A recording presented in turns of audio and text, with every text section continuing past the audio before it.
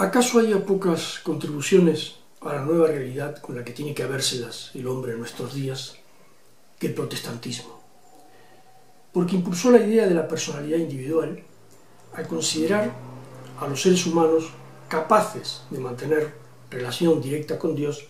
sin necesitar que les sirviese de intermediaria ninguna organización por el estilo de la Iglesia, como afirma el filósofo norteamericano John Dewey. Y es que el protestantismo es uno de los progenitores de la cultura moderna, que significa en general la lucha contra la cultura eclesiástica y su sustitución por ideas culturales autónomamente engendradas, cuya validez es consecuencia de su fuerza persuasiva, de su inmanente y directa capacidad de impresionar. Mientras el catolicismo riguroso se mantiene apegado a la vieja idea de autoridad y queda agitándose en el mundo moderno como un enorme cuerpo extraño, el protestantismo impulsa una autonomía que genera un individualismo creciente de las convicciones, opiniones, teorías y fines prácticos. En esta novedosa actitud del hombre ante la autoridad religiosa, en vez de la revelación gobernó la ciencia,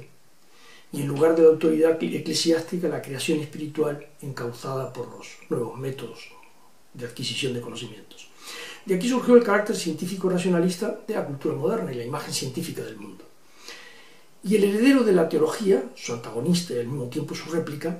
fue el sistema natural racional de las ciencias. Desde entonces, la nueva característica de la cultura moderna fue la intramundanidad de la orientación de la vida. Una vez derrumbada la autoridad absoluta que convertía también en absoluto el abismo entre lo divino y lo humano, y reconocida la existencia en el hombre de un principio autónomo generador de verdad y de ética,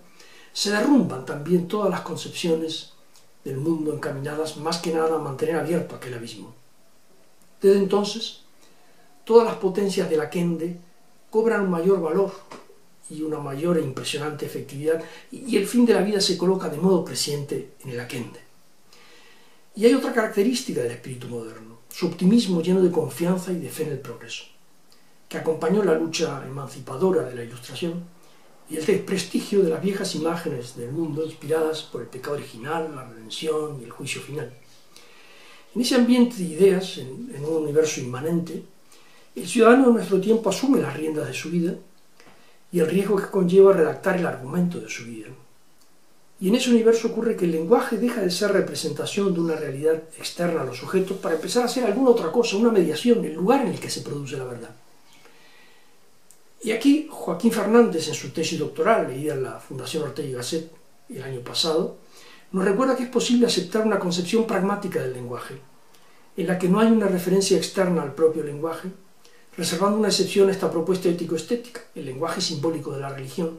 que pretende presentar la realidad fundamental del mundo fracasando en su intento, porque esa realidad es inenarrable, inexpresable e inefable. Sabemos lo que dirá Rorty sobre esto. Lo sublime e inefable queda confinado al ámbito de la fantasía, de las emociones, de la conciencia privada.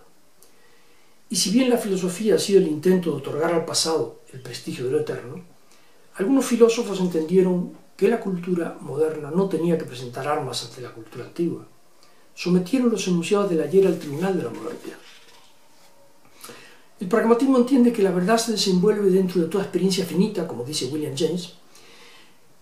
y añade que la autoridad del Estado y la de una ley moral absoluta se han convertido en meras palabras, y la Santa Iglesia es un lugar de reunión. El filósofo entendía que la experiencia religiosa engendra espontáneamente e inevitablemente mitos, supersticiones, dogmas, credos y teologías.